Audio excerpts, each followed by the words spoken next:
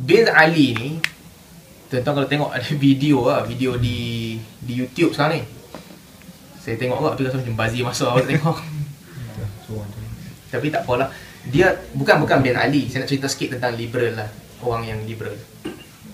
Kita tinggalkan dia. Ini cerita pasal manhaj liberal. Pemikiran liberal ataupun sekular, ataupun orang yang pada dia agama ni berkaitan dengan urusan dunia semata-mata.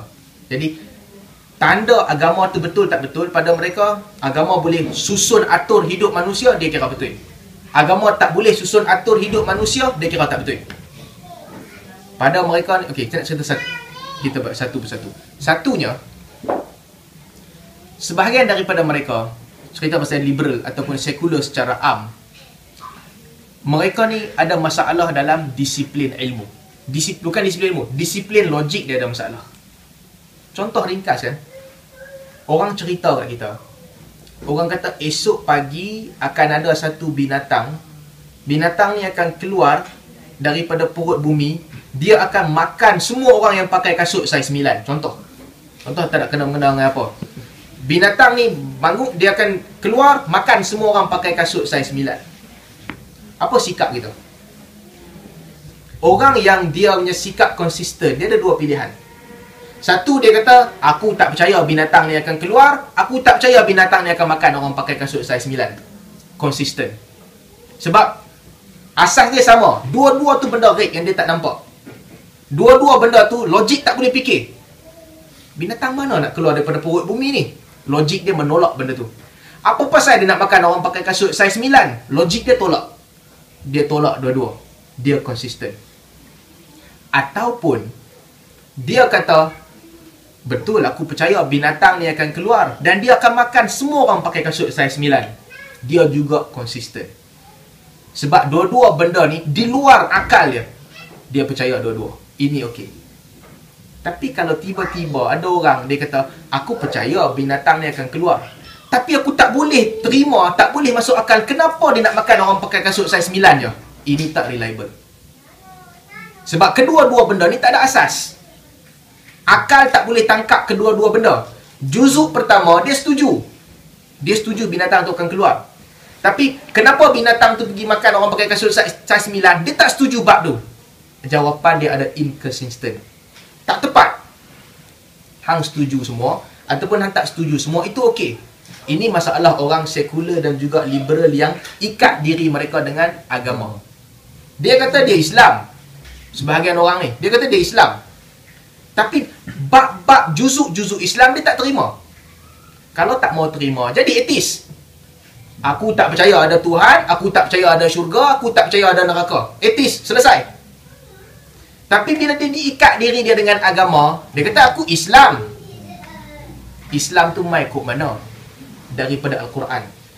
Branding Islam tu huwallazi samakumul muslimin. Allah ataupun dalam sebagai cerita tu pasal Nabi Ibrahim yang menamakan kamu Islam. Dia terima nama tu, aku Islam. Syurga dan neraka.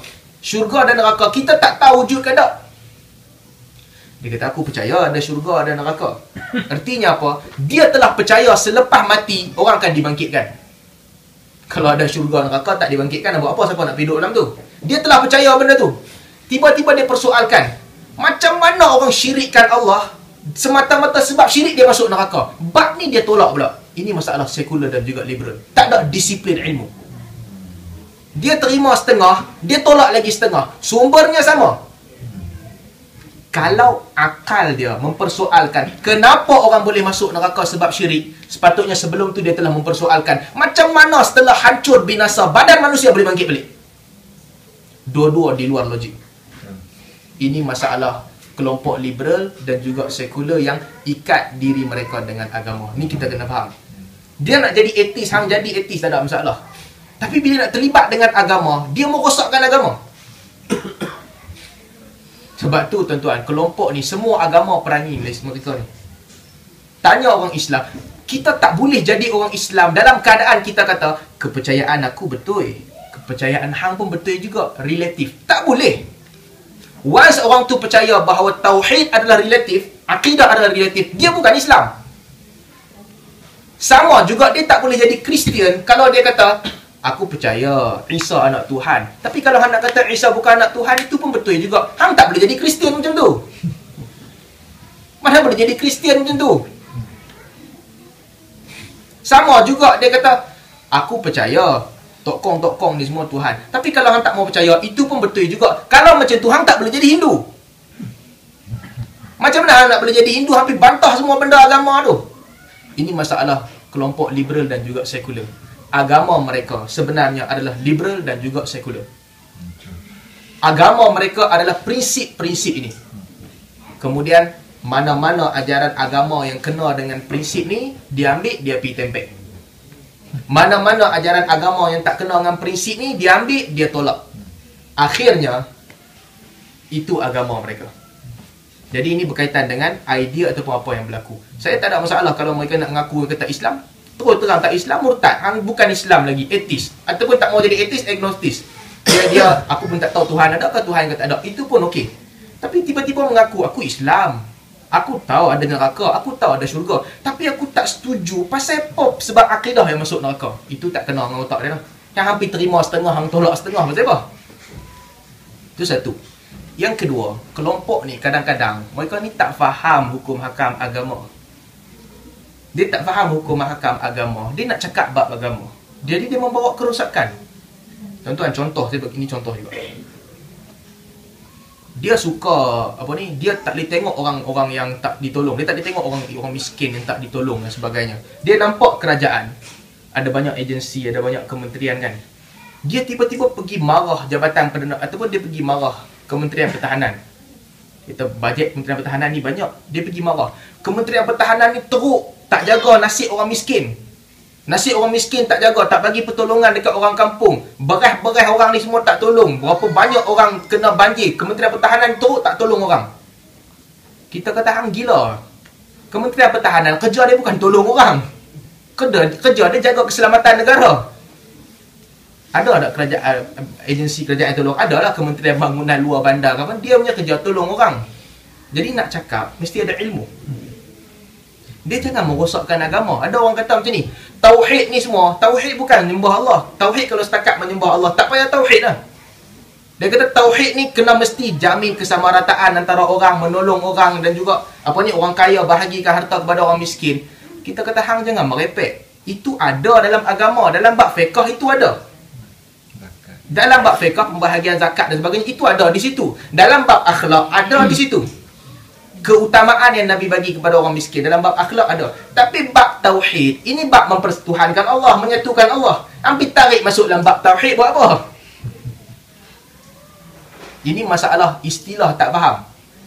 Lepas tu, itu benda-benda yang berlaku lah. Banyak cerita, sebenarnya masalah mereka ni tak faham agama.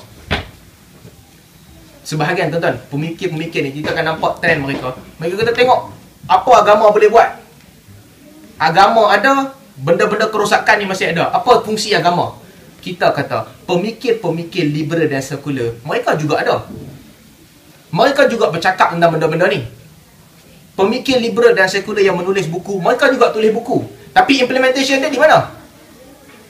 Kalau boleh lahirkan sejuta orang yang katakan bahawa agama kita adalah kemanusiaan, sejuta orang boleh cakap, tak ada siapa implement, engkau juga gagal.